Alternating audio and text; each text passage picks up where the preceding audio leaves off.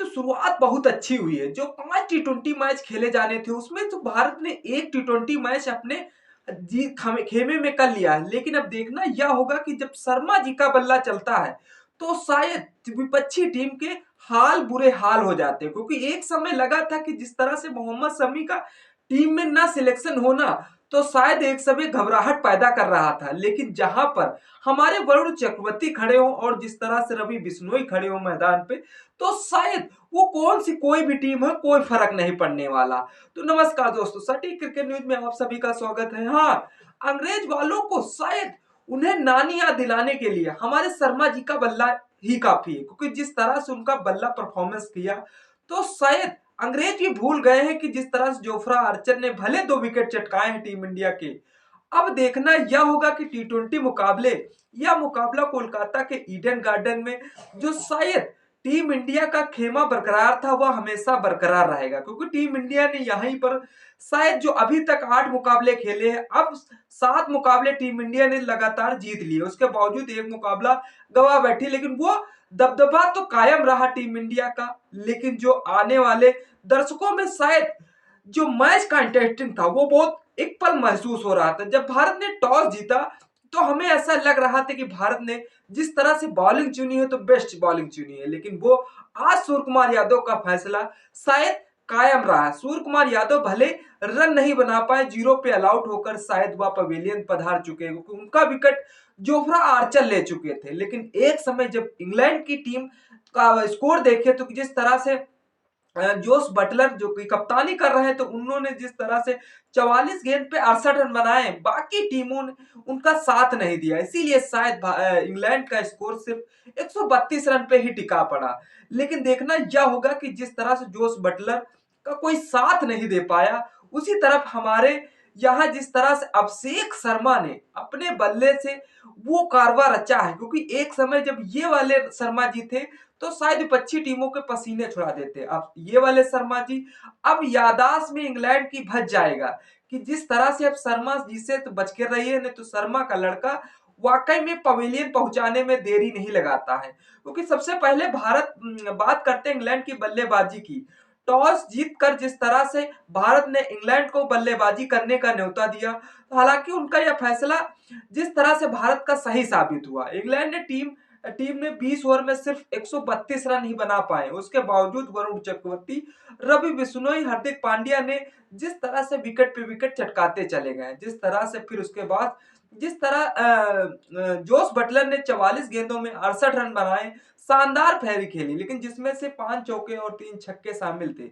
लेकिन बाकी बल्लेबाज कुछ खास कमाल नहीं कर पाए। भारतीय गेंदबाजों ने इंग्लैंड के बड़े स्कोर तक पहुंचने से रोका और उसके बावजूद हमारे सूर्य कुमार यादव की कप्तानी में वो इंटरेस्ट दिखा, क्योंकि एक समय लग रहा था कि जब मोहम्मद शमी शायद इस मैच में नहीं खेल रहे कि टीम कहीं लड़खड़ाएगी, लेकिन टीम शायद लड़खड़ाती हुई नजर नहीं आई। लेकिन एक समय जिस तरह से हमारे संजू सैमसन और अभिषेक शर्मा ओपनिंग बतौर गए थे, क्योंकि जिस तरह से पहले संजू सैमसन ओपनिंग बहुत बेस्ट तरीके से खेल रहे थे और फिर अभिषेक शर्मा ने थोड़ा स्लो खेला, उसके बावजूद जैसे ही संजू सैमसन का विकेट हुआ तो शायद उनके बल्ले से धार बांध के रन आने लगे, क्योंकि जिस तरह से 20 गेंदों में शतक बंदे ने मार दिया।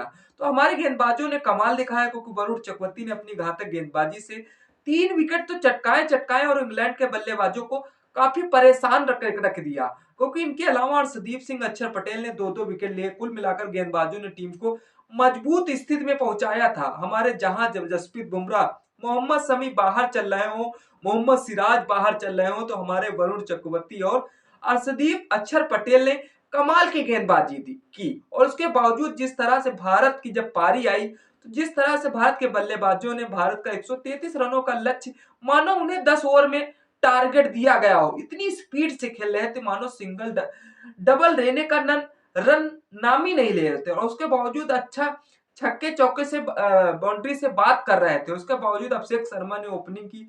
संजू सैमसन ने दूसरे ओवर में 23 रन बनाकर धमाकेदार शुरुआत की, लेकिन जोफ्रा आर्चर ने तीसरे ओवर में बड़ा झटका दिया। उन्होंने संजू और सूर्य कुमार यादव को जल्दी आउट कर दिया, जिससे भारत का स्कोर 23 पे 2 हो गया था। तो हमें लगा कि एक समय भारत की पारी गड़बड़ाएगी, लेकिन जब शर्मा का लौंडा खड़ा हो तो शायद पारी कहाँ गड़बड़ाने वाली, चाहे वह अच्छी टीम ऑस्ट्रेलिया हो चाहे फिर इंग्लैंड हो। इंग्लैंड की ऐसी समझ शायद वह परे नहीं पड़ी, क्योंकि जोस बटलर सोच रहे थे कि जोफ्रा आर्चर अगर 2 विकेट चटका गए तो शायद बाकी हमारे प्लेयर शायद विकेट चटका पाए, लेकिन जिस तरह से जोस बटलर की वो प्लानिंग, वो स्ट्रेटजी नहीं काम आई। 6 बॉलरों से शायद बॉलिंग करा ली लेकिन घंटा विकेट नहीं चटका पाए, क्योंकि अभिषेक शर्मा ने टीम को मुश्किल से निकाला। उन्होंने अपनी आक्रामक बल्लेबाजी से इंग्लैंड के गेंदबाजों को बैकफुट पर रखा और सिर्फ 20 गेंदों में शतक जड़ा। उन्होंने मैच को भारत के पक्ष में कर दिया है। तिलक वर्मा ने संयमित बल्लेबाजी की और दोनों ने मिलकर भारत में 12.1 ओवर में जिस तरह गेंद में और जीत दिलाई है, भारत ने 133 पे 3 का स्कोर बनाकर यह मुकाबला